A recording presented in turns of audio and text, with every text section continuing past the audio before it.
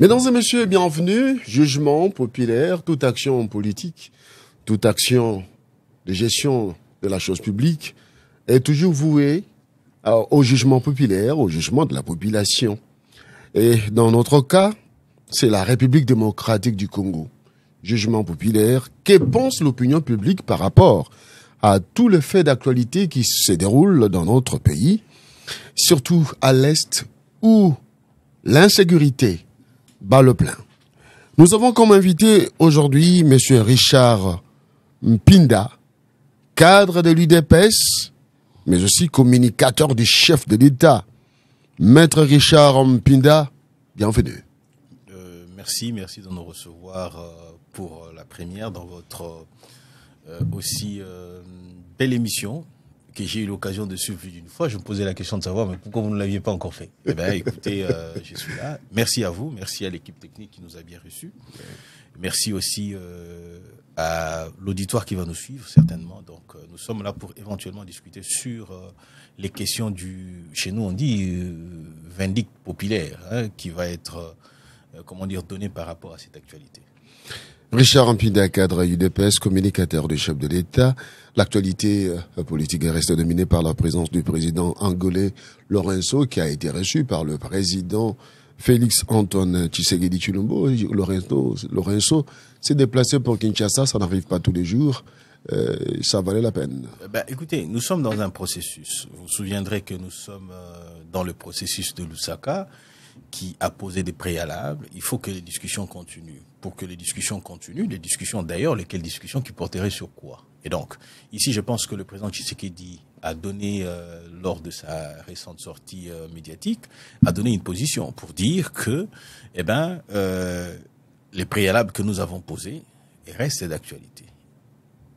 Ici, il y a la facilitation, c'est-à-dire le président Lourenço a daigné approcher la République démocratique du Congo. Je pense bien qu'il approchera aussi le Rwanda pour éventuellement obtenir ces cessez-le-feu, qui d'ailleurs déjà pas l'obtenir parce que c'est déjà en vigueur. Et donc, je crois que la démarche entreprise par le président Lourenço, ce n'est pas une première, ce n'est pas un fait qu'on rencontre tout le temps, mais du moins, nous avons vu les facilitateurs dans nos murs pour faire avancer le processus de Lusaka, qui est de Luanda plutôt, j'allais dire, qui est en cours.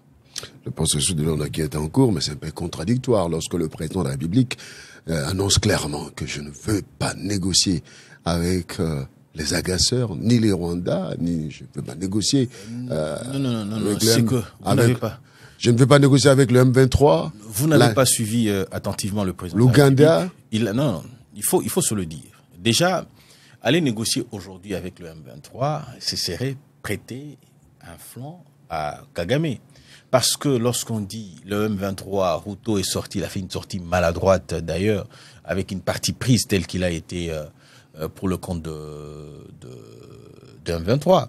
C'est-à-dire que donner l'impression que c'est une affaire congolaise qui doit être résolue par les Congolais. Et pourtant, nous avons quitté cette étape-là. Nous avons démontré que les prétendument Banyamulenge, qui ont posé un problème de nationalité, cette question est réglée. Parce que s'ils sont Congolais, ils n'ont pas à prendre des armes pour éventuellement être, reconnus dans leurs droits. Nous sommes victimes, nous avons été victimes. Moi, je suis du Kasaï, je suis un Loloa. J'ai été victime plus d'une fois. C'est-à-dire que mes ancêtres, mes frères, mes parents ont été victimes dans le Katanga.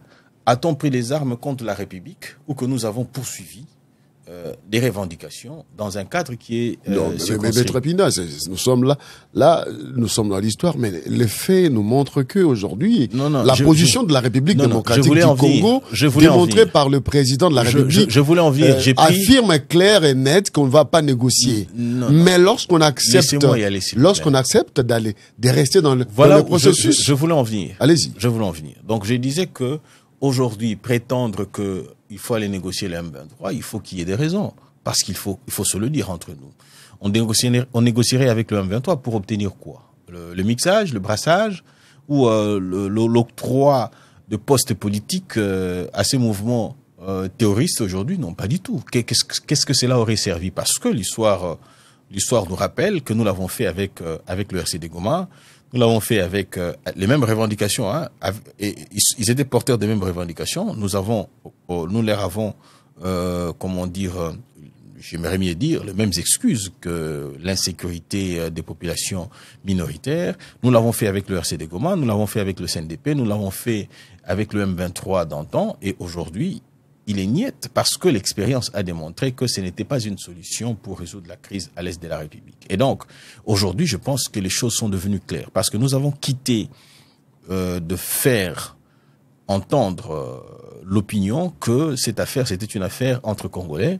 Nous avons atteint une autre dimension, c'est-à-dire une affaire internationale. Voilà pourquoi la présence d'ailleurs de Lorenzo, parce qu'ils y viennent en tant qu'organisation sous-régionale ayant reçu la bénédiction de l'organisation continentale et pourquoi pas de l'ONU pour éventuellement accéder à ça. Rappelez-vous qu'il est aussi membre de la SADC que nous. Il est aussi membre de la communauté des États de l'Afrique centrale. Il est aussi membre de l'Union africaine. Il est aussi membre de l'ONU. C'est-à-dire que il y vient en tant qu'organisation soit régionale, sous-régionale ou éventuellement continentale. Ce n'est pas un guet-apens que d'accepter les cessez-le-feu. Cessez-le-feu, trêve humanitaire. Et bien de l'autre côté, le M23 avance et prend des villes. Vous savez, moi, j'accorde le bénéfice du doute au président Tshisekedi. Nous tous avons dit à un moment donné, mais qu'est-ce qu'il fout celui-là? Mais Tshisekedi, qu'est-ce qu'il a dans sa tête? Lorsqu'il prenait certaines décisions dont nous ne comprenions pas la latitude. Nous-mêmes, dans les médias, on était en difficulté de pouvoir le défendre. Lorsqu'il se retrouvait à côté de Kagame, serra la main à Kagame, ainsi de suite, tout ça. Et pourtant, pour mieux combattre son adversaire, il faut l'approcher, il ne faut pas en être loin. Il faut l'approcher, le connaître, savoir qu'est-ce qu'il a derrière la tête. Et c'est ce que le président Tshisekedi a entrepris. Et aujourd'hui, ça ne doit pas nous surprendre. Lorsque nous le voyons en train de prendre des avions ça et là, lorsque nous le voyons accepter le président Lorenzo en République démocratique du Congo pour des questions qui nous concernent. Accepter les cessez-le-feu. Oui, accepter les cessez-le-feu. On ne le refuse pas. On dit, vous savez, il y a une chose. Le président Tshisekedi a dit, il est prêt à toutes les résolutions, il est prêt à toutes les solutions qui pourrait ramener la paix à l'Est.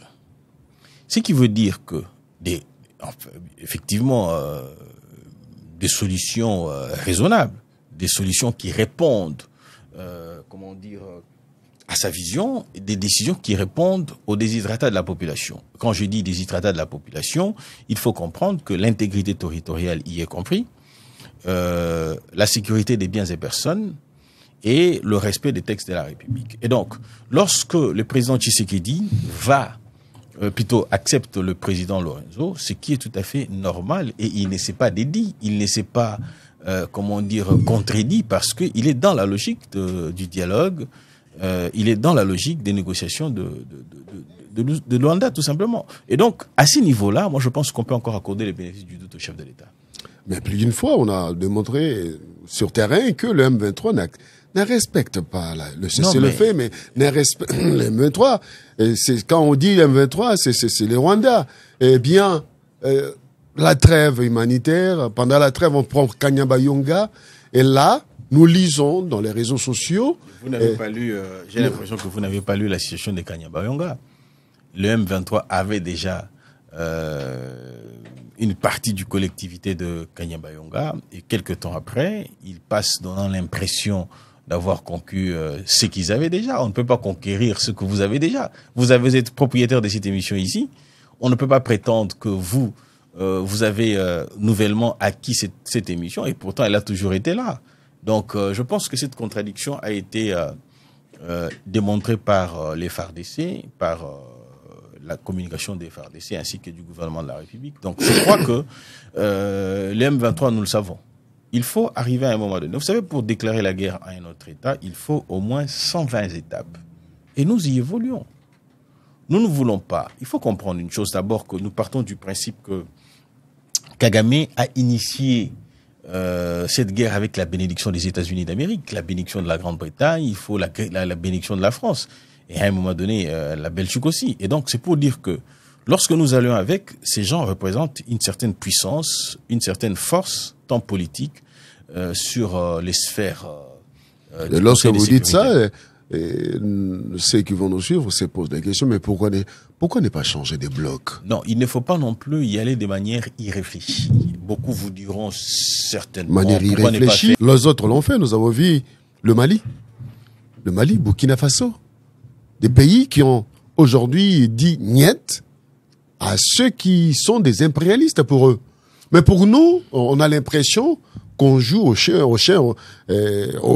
eh bien, nous acceptons, et des fois nous refusons, des fois non, nous sommes prêts. Nous sommes un peu proches de la Russie. Non, après, non, on s'est rebuffe, on n'a jamais signé des... Non. Ne vous en faites pas pour. Il y a une loi de coopération militaire avec la Russie. Oui, qui existe. Exactement. Il faut comprendre une chose. En politique, il faut une certaine stratégie. Il faut agir avec beaucoup de délicatesse, de peur que vous ne perdiez ce que nous avons de plus important. Regardez un peu ce que ça représente, la République démocratique du Congo, au centre de l'Afrique centrale et entouré de 9 pays. De tous ces 9 pays, ok, vous n'avez que la République centrafricaine et l'Ouganda, ok, qui ne sont pas à la solde du Rwanda, plutôt des États-Unis d'Amérique, ok. L'Ouganda ? Tout à fait. J'ai dit hormis le Burundi, plutôt j'allais dire. Le Burundi et la République centrafricaine. Parce que en République la République centrafricaine aujourd'hui est proche de la Russie avec le force de Wagner. Et le Burundi n'est pas d'accord. Il n'est pas dans la logique occidentale. Et donc ici, lorsque vous enclenchez une guerre de manière irréfléchie, ok, quelle serait l'attitude de cet autre pays qui nous entoure? D'ailleurs, vous avez vu pendant 7 ans, les territoires sont conquis. Non, ne vous en faites pas.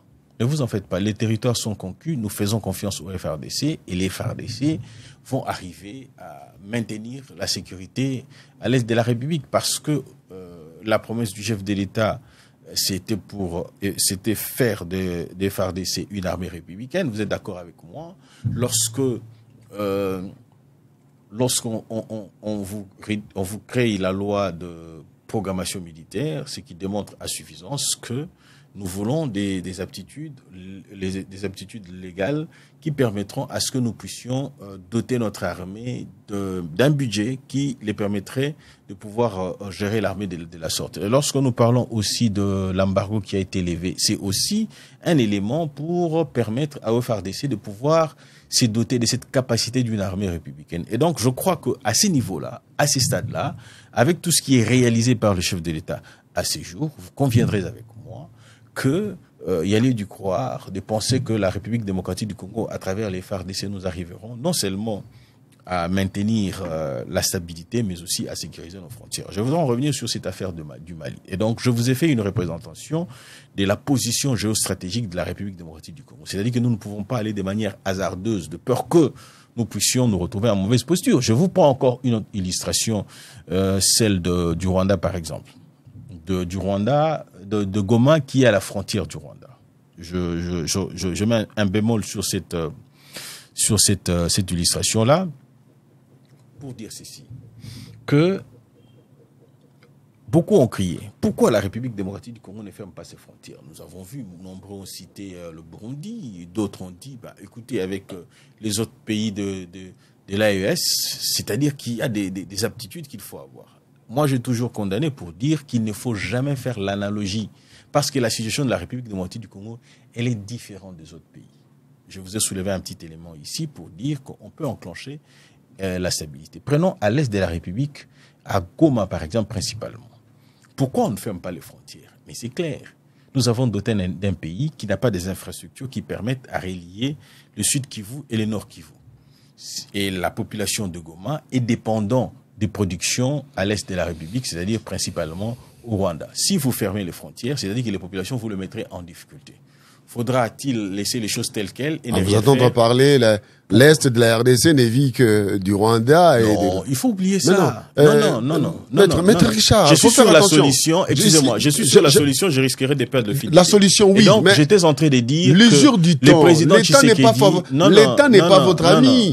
En face de vous, vous avez le temps. Nous sommes au deuxième mandat des chefs de l'État. La question ne se pose pas. La question ne se pose pas. Je m'explique par rapport à ce que je disais. Je disais que nous ne pouvons pas laisser ces frontières, nous ne pouvons pas fermer dans un premier temps ces frontières. Pourquoi? Parce que les populations qui vivent que des activités commerciaux, des échanges entre le Rwanda et l'Ouganda. Vous savez, nombreux. Là, vous n'avez pas peur de l'infiltration, non? Non, mais nous veillons à la frontière. L'infiltration, ce n'est pas en fait, ce n'est pas que l'État poreux de nos frontières qui ont favorisé l'infiltration. Parce que nous avons eu de Rwandais avec nous dans les institutions. Rappelez-vous du père de Bisengimana, Charles Bisengimana, ok? Comment ils sont arrivés ici? Ils étaient même à la tête de ces pays. Et donc, j'en viens maintenant pour dire que lorsque vous faites ça comme ça, on asphyxie la population si on doit fermer les frontières. D'où l'intérêt de faire quoi? De réhabiliter d'abord la route entre Nord Kivu et le Sud Kivu. Et par de suite, nous pourrions prendre certaines décisions. Parce que ce qui est prioritaire, on ne fermera pas les frontières pour tuer nos populations. Très bien, on va changer. Pour répondre à des problèmes. On va prendre cette actualité avec la sortie médiatique du chef de l'État. On fait à Bruxelles, plus d'une personne, les observateurs avertis, ont décrié la manière dont cette interview a été réalisée. L'on voit le chef de l'État qui était parti pour des soins être clairement un peu fatigué. Et dans ses paroles, il y a eu quelques couacs. On se rappelle de cette phrase, la réduction du pouvoir d'achat. Et cette émission a été enregistrée. Et pourquoi les services de communication n'ont pas pris les soins de faire le toilettage? Il y a deux possibilités. Soit ils ont été distraits, compte tenu du travail accru ces derniers temps, ou carrément c'est une façon d'exposer le chef de l'État. Parce que moi je ne sais pas comprendre, d'ailleurs il faut se le dire, le président Tshisekedi est arrivé avant même cette interview réalisée en Belgique. Et donc il est arrivé, un jour après, on a passé ces discours-là, cette interview-là. Et donc il est inconcevable que l'on ait fait dire au président de la République ce genre de choses, ou qu'on l'ait laissé. Parce que vous avez soulevé la question de la fatigue, il travaille beaucoup, il a la gestion de la République, ce qui n'est pas facile.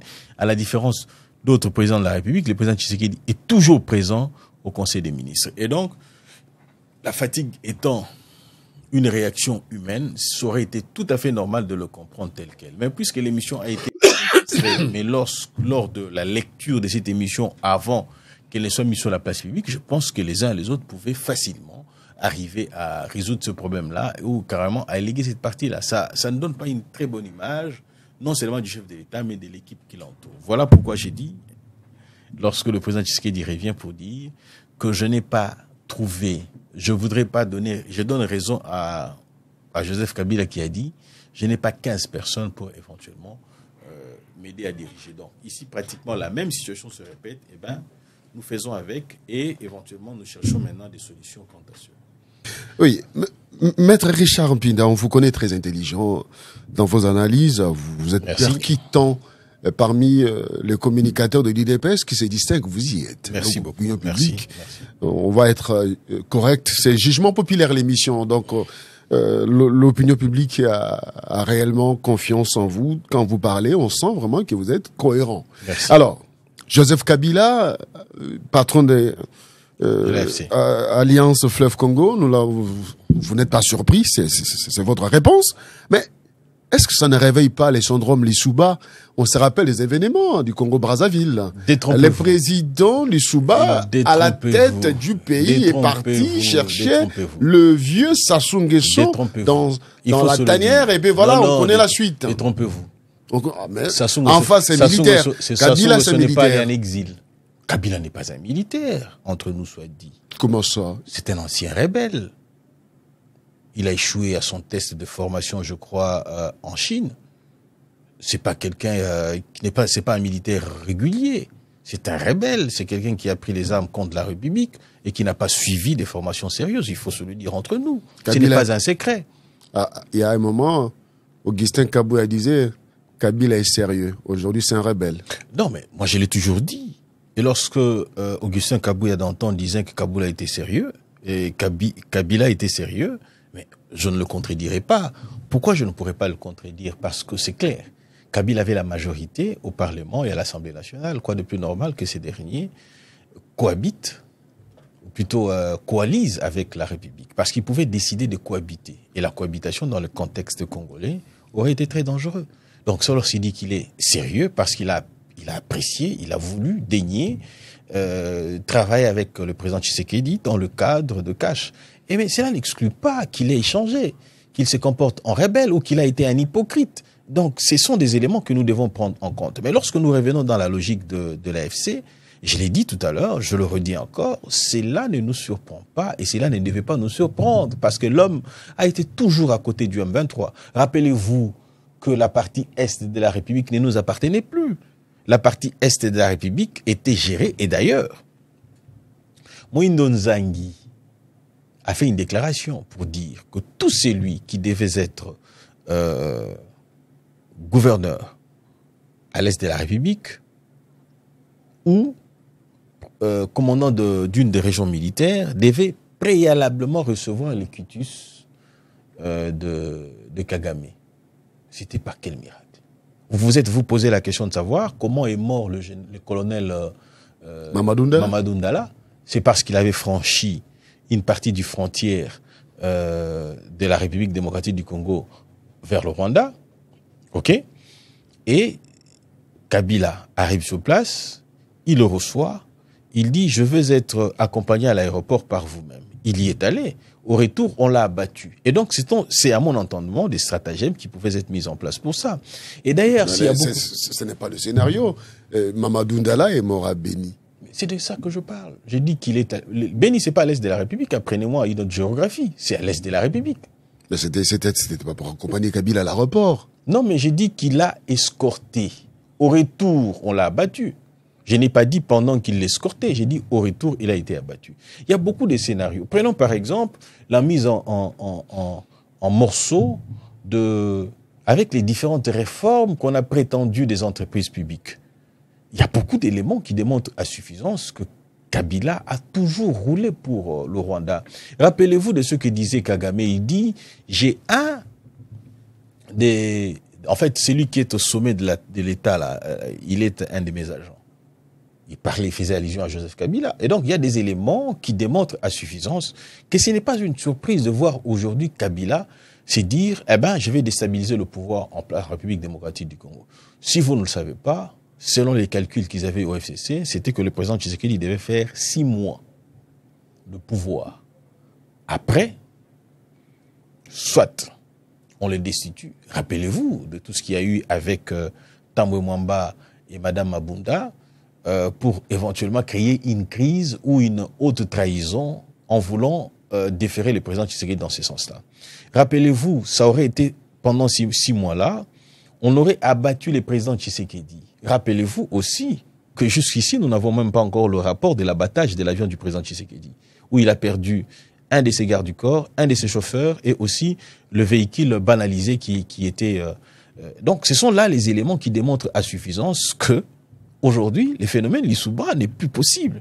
Parce que hier, s'ils avaient le contrôle de l'armée, aujourd'hui, ce n'est plus le cas. Vous avez des militaires, j'ai la latitude de pouvoir côtoyer certains militaires, ils vous disent, nous pensons que nous sommes mieux que ce que nous avons. Je n'ai pas dit que la situation avait complètement été améliorée parce que je ne voudrais pas subir le jugement populaire pour qu'on prétexte que j'aurais menti, mais j'ai dit qu'il y a des améliorations, je peux même le prouver ici. Prenons par exemple le veuve, comment est-ce qu'ils étaient traités avant que les femmes veuves des militaires, comment ils étaient veuves ou veufs, les deux ensemble, comment est-ce qu'ils étaient traités par la République.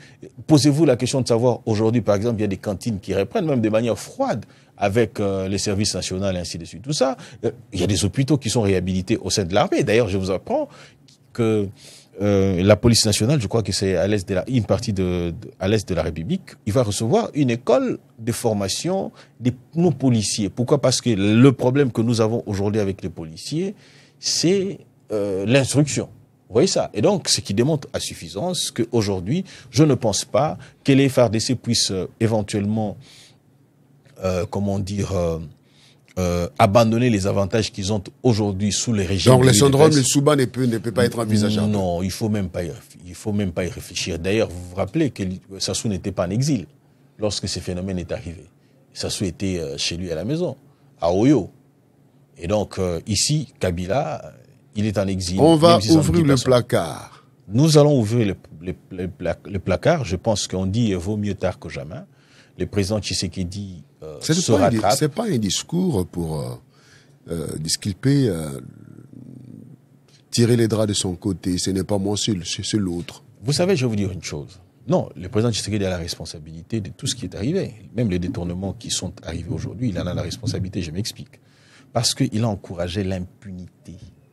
C'est-à-dire qu'il aurait dû commencer par ouvrir le placard en ce temps-là, traquer les détourneurs qui sont devenus aujourd'hui amis de ceux qui accèdent au pouvoir. C'est-à-dire que nous, vous voyez, lorsqu'on vient, on vous dit, ici, nous pouvons rouler, nous pouvons ainsi de suite voler, détourner, ainsi de suite. Ça, vous dites, vous êtes, parce que vous avez l'impunité qui avait été garantie, parce que le président Tshisekedi a commis l'erreur de sa vie en tant que gestionnaire d'une république de ne pas traquer les criminels d'hier. S'il les avait traqués hier, je pense que ça aurait permis à ce que nous puissions tous nous abstenir et respecter davantage la chose publique. La chose publique, respecter davantage. Mais est-ce que ça ne va pas pousser ceux qui se sont très menacés d'aller renflouer les rangs de l'Alliance Fleuve Congo? Vous savez, je pense bien qu'il faut faire la part de choses. C'est là où je dis qu'il y a encore un problème. Je pense que le président Tshisekedi doit s'assumer. Depuis que nous avons suspendu le moratoire sur le droit de l'homme, sur plutôt la peine de mort, il y a eu beaucoup de gens qui ont été condamnés. Il faut commencer à les exécuter. Il faut commencer à les aiguiller pour que ça serve des exemples aux autres. Nanga est condamné à mort. Nombreux même son conseiller financier qui avait été arrêté ici, il est condamné à mort. Il faut les abattre. Il faut les abattre sur la place publique pour que chacun tire des leçons des conséquences de ce qui pourrait arriver. Vous n'allez pas me dire, au nom du droit de l'homme, les États-Unis, il y a des États qui condamnent à mort. Beaucoup d'autres États les font ainsi. Donc je pense qu'à un moment donné, nous devons nous assumer et je ne voudrais pas que le président Tshisekedi, en quittant le pouvoir, qui se dise « mais pourquoi je n'ai pas fait exécuter tel ou tel pour tel acte qu'ils auraient commis ». Donc je pense qu'il ne doit pas non plus commettre l'erreur telle qu'il a commise avec le refus de traquer et éventuellement de poursuivre et de condamner les personnes derrière les détournements d'avant cette gestion ici. Samalou Kondé, président du Sénat, c'est l'enfant béni du régime. Hein. Le bienheureux du régime, ancien Premier ministre, président du Sénat. Il a la chance d'avoir tout avec Tshisekedi. Non, mais moi je vois beaucoup plus une stratégie politique de la part du chef de l'État. Il faut se le dire. Hein. Vous savez, lorsque vous avez quelqu'un qui doit être poursuivi, comme Joseph Kabila, il a de l'ancrage dans l'opinion et surtout pour maîtriser la population katangaise, je pense que la meilleure des choses à faire, c'est ce qui avait été fait. Parce qu'une fois, il faut une opinion katangaise. Parce qu'aujourd'hui... Est-ce que Samalou Kondé incarne l'opinion katangaise? Non, mais lorsque Samalou Kondé a des gens derrière lui tels que Fifi Masuka, tels que, comment dire... Dani Banza et ainsi de suite, je pense que ça peut jouer un rôle considérable malgré qu'ils aient échoué lors des élections présidentielles. Parce que s'il faut voir le coin où le chef de l'État était le moins élu, c'est au Katanga. Donner l'Assemblée nationale à un swahiliphone, le Sénat à un swahiliphone. Je m'attendais que vous me disiez, écoutez, pourquoi les tribalismes, ceci, les tribalismes, cela, mais vous ne le dites pas. Même dans l'opinion, vous n'entendez personne dire... Parce que les Équatoriens disent à haute voix que ça revenait des droits, qu'ils puissent aussi avoir. L'espace linguistique lingalaphone n'a pas obtenu de... Non, je suis de ceux qui pensent qu'il faut arrêter avec ces la géopolitique, Richard Pinda. Il faut arrêter. Je crois bien qu'il faut arrêter avec ça. Il faut plutôt privilégier... Il faut maintenir la cohésion nationale en ayant la représentation nationale dans des institutions. Ne vous en faites pas. Vous savez, il faut à un moment donné se le dire. Kabila a géré 18 ans durant. Il a géré avec les swahiliphones au nombre de responsabilités qu'il devait avoir avec eux, et ainsi de suite. Mais est-ce pourtant que nous avons perdu la cohésion nationale ou que nous avons perdu la crise de légitimité?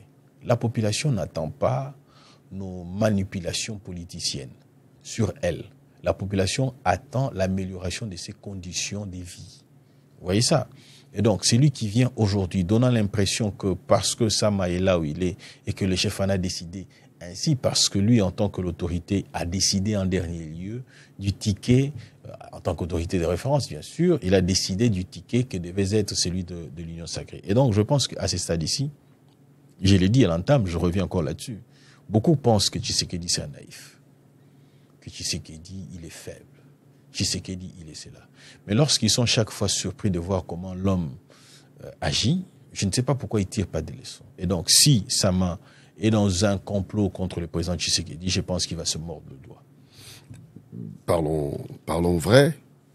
Est-ce que la présence de Sama Lukonde au Sénat, la présence de Vital Kamerhe à la Chambre basse du Parlement congolais va permettre au régime Tshisekedi de retoucher, de révisiter la Constitution?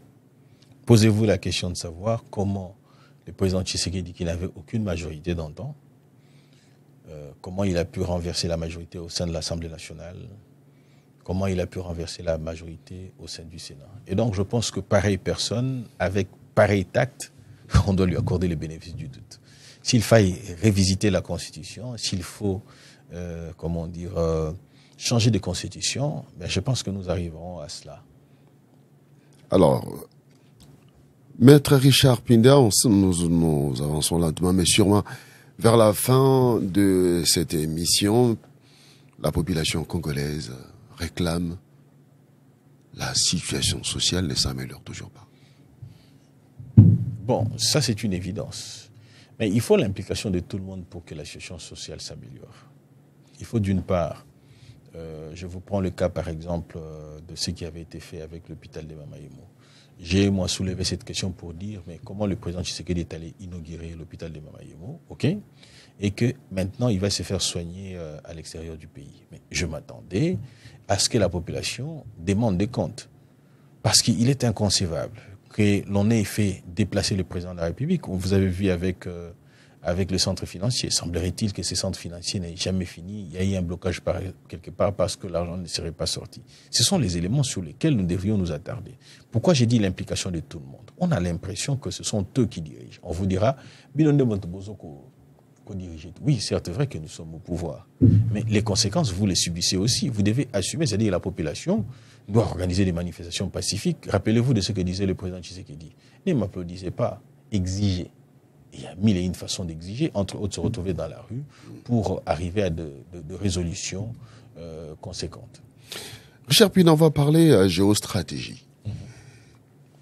À l'horizon 2025, vont se tenir, janvier 2025, un nouveau président américain va prêter serment.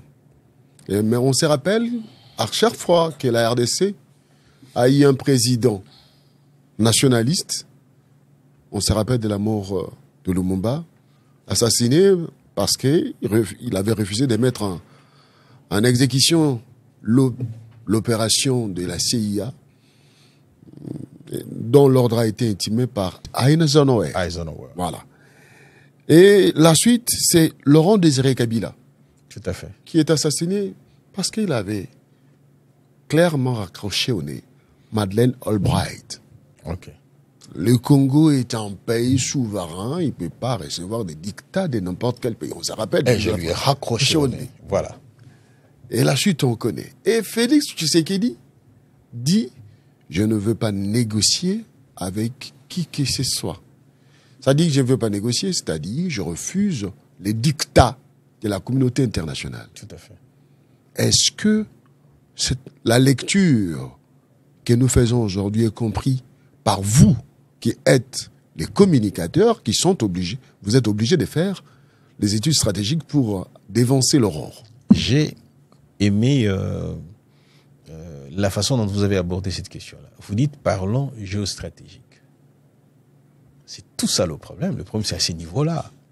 Lorsqu'on parle de la géostratégique, le monde a cessé d'être unipolaire. Le monde est devenu multipolaire. c'est une garantie pour nous. Regardez très attentivement. Lorsque le président Tshisekedi annonce son voyage soit vers la Russie ou soit vers la Chine, ok, il y a une réaction qui s'ensuit. Vous avez une agitation vers l'Occident. Parce qu'aujourd'hui, la situation en Ukraine a démontré la faiblesse des Américains. Ils peuvent lever les options et tout ce que vous voulez. Les États-Unis d'Amérique n'est plus ce qu'il y a. En fait, les États-Unis d'Amérique nous ont vendu une impression. Ils nous ont vendu une image de super puissant, super fort et tout ce que vous voulez. Rappelez-vous, à l'époque, c'était pour abattre Mouzé, il y fallait d'abord Lumumba, il y fallait avec la Belgique comploter. Parce qu'ils n'avaient pas de contradicteurs.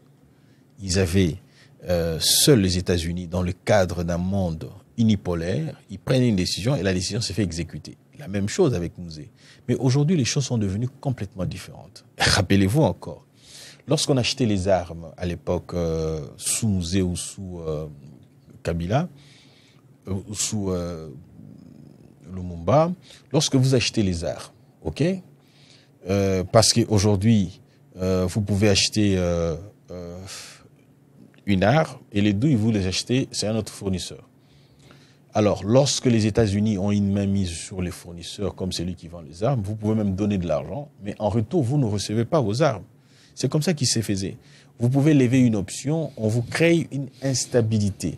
Voilà pourquoi je vous ai dit que nous avons 9 frontières avec lesquelles nous partageons, 9 pays plutôt, j'allais dire, avec lesquels nous partageons des frontières, mais les réactions peuvent paraître assez dangereuses pour nous parce que nous n'en avons pas encore la maîtrise, parce que nous les connaissons comme étant assez proches des États-Unis d'Amérique. Donc j'en viens dans le contexte actuel. Aujourd'hui, si les États-Unis, j'ai suivi d'ailleurs le président ivoirien là-dessus, il revenait pour dire, écoutez, nos cacao sont achetés, ils venaient, hein, ils viennent, ils veulent avoir soit vos minéraux, ils vous imposent un prix dérisoire. Rappelez-vous du Mali. Les Mali qui vendaient aux Américains à l'époque 400 francs, je crois, la tonne plutôt les Nigériens qui vendaient 400 tonnes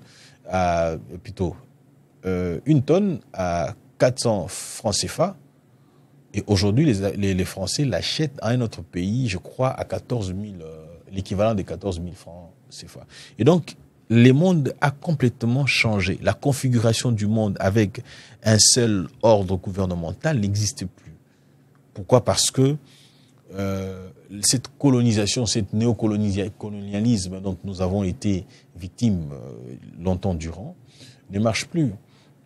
Et aujourd'hui, pour que nous ne puissions pas non plus perdre le président Tshisekedi, je crois bien qu'il faut une implication aussi de la population. Voilà pourquoi j'ai dit, nous avons été observateurs, nous avons laissé mourir le président, le président Mzee Laurent Désiré Kabila, nous avons aussi laissé mourir le Premier ministre Lumumba. Il faut que la population s'implique pour veiller à ce que le président Tshisekedi ne meure pas ou qu'il ne soit pas assassiné ou qu'il ne soit pas empoisonné. Et donc, je pense que la responsabilité est impartie.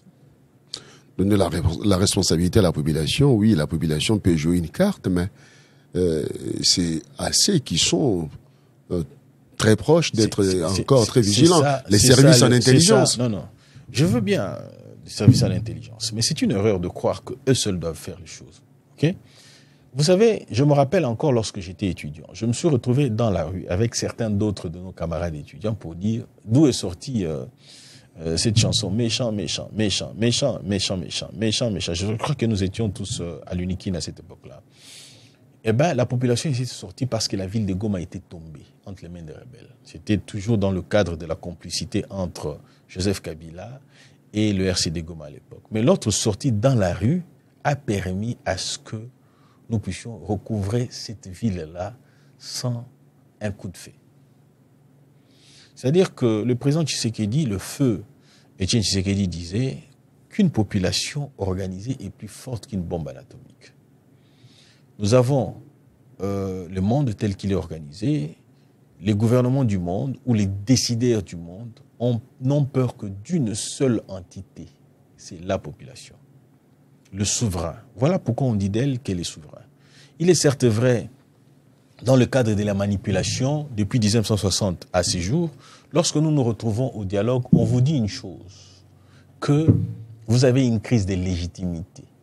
Posez-vous la question de savoir si la légitimité qui sous-tend l'adhésion massive de la population aux décisions ou à la désignation des populations est cette crise-là dont ils évoquent, crise de légitimité prétendument. Non, pas du tout. Vous pouvez me dire que Lumumba n'a pas reçu l'adhésion de la population de la République démocratique du Congo? Ou que vous allez me dire que Mobutu, même dictateur puisse-t-il être, n'a-t-il pas reçu l'adhésion de la population? La population l'a accepté pendant longtemps durant. Ces pratiques ont peut-être été désolantes à un moment donné, mais il a reçu. La légitimité... Mais il faudra travailler dans le sens de pouvoir favoriser le soutien de la population. Non, mais c'est ce que je dis. Favoriser le soutien de la population, c'est là où aussi le bas blesse. Parce que le ministre de la Pêche sortant avait prétendu signer même des accords sur la vente des bateaux de pêche qui pouvaient aussi atténuer la misère de la population. Quelle année le compte aujourd'hui? Mais pourquoi la population n'est pas dans la rue pour réclamer? Mais les ministres, les députés que nous avons élus aujourd'hui, mais qu'est-ce qu'ils font pour interpeller, pour savoir qu'est-ce qui en était réellement? S'il y a eu magouille, il faille à ce que nous puissions initier des actions en justice contre eux. Je salue ici les ministres de la Justice, je pense qu'il prend de belles initiatives, je pense qu'il peut aussi demander des comptes sur cette question-là. Richard Mpinda, cadre UDPS, communicateur du chef de l'État Félix Antoine Tshisekedi Tshilombo. À vous de convaincre, c'est notre rubrique dans cette émission. Vous avez donc 3 minutes pour convaincre, sans question, en condensé. On condense même les minutes. En condensé pendant. Ça, c'est intéressant. Je vous donne 5 minutes en condensé. Reprenons-nous. Nous avons parlé de la visite du président Lourenço. Nous avons parlé du processus de Luanda avec le cessez-le-feu voulu par le président Lourenço. Nous avons parlé de l'élection du président du Sénat, l'ancien premier ministre de la République, qui devient président du Sénat, Samalou Condé, mais aussi parler du sortie médiatique du chef de l'État à Bruxelles. À vous la parole. Ok. Je l'ai dit, je le redis encore ici. Nous sommes dans le cadre du dialogue du Luanda plutôt, j'allais dire, pour éventuellement trouver des solutions. La présence du président Lourenço n'est qu'une suite logique. Ce n'est pas quelque chose d'innovant, de nouveau. Nous avons résolu d'accepter les cessez-le-feu pour permettre à ce que le dialogue puisse évoluer. Mais nous n'allons pas rester de manière éternelle sur cette voie-là. Rappelez-vous que le président Tshisekedi a ouvert 2 fronts, un front diplomatique et un front militaire. Le deuxième point, vous avez soulevé la question de la sortie médiatique du chef de l'État. Eh bien, ici aussi, il faut se le dire, le président de la République, le président Tshisekedi, il est revenu sur certains points qui touchent la population. Là, nous avons aussi essayé de condamner l'équipe de la communication du président de la République et éventuellement les journalistes qui ont été là, parce qu'ils ont laissé passer les déclarations du président de la République lorsqu'il dit qu'il faut réduire le pouvoir d'achat de la population. Eh ben, c'était une erreur, parce qu'il faut se le dire. Il venait de soins, il devait se reposer immédiatement. Eh ben, un homme fatigué ne peut que, lorsque vous le lisez comme ça, vous sentez aussi qu'il était fatigué. Je pense qu'il devait soit attendre un moment propice pour éventuellement accéder à ça. Nous avons parlé de la question de l'élection de Samalou Kombé, qui revient cette fois-là en tant que président du Sénat. Et donc j'ai dit qu'il faut faire confiance au président de la République, parce que ce choix-là, les tickets qui avaient été présentés, c'est un ticket voulu par le président de la République, et nous pensons que cet homme, après avoir fait ce qu'il a fait avec le Sénat, après avoir fait ce qu'il a fait avec l'Assemblée nationale de Mabunda, ce n'est pas un Vital Kamere, ce n'est pas un Samalou Kombé qui peut constituer un problème pour lui. Donc je pense que nous l'accompagnons, et aussi j'ai fait un appel général à la population, qu'elle soit vigilante et qu'elle permette à ce que les choses évoluent dans son sens. D'ailleurs, le chef de l'État n'a cessé de le dire, que la population doit lui demander des comptes. Mesdames et messieurs, jugement... pas oublier un point là. Jugement populaire, merci d'avoir répondu à nos questions. Merci à vous. Richard Mpinda.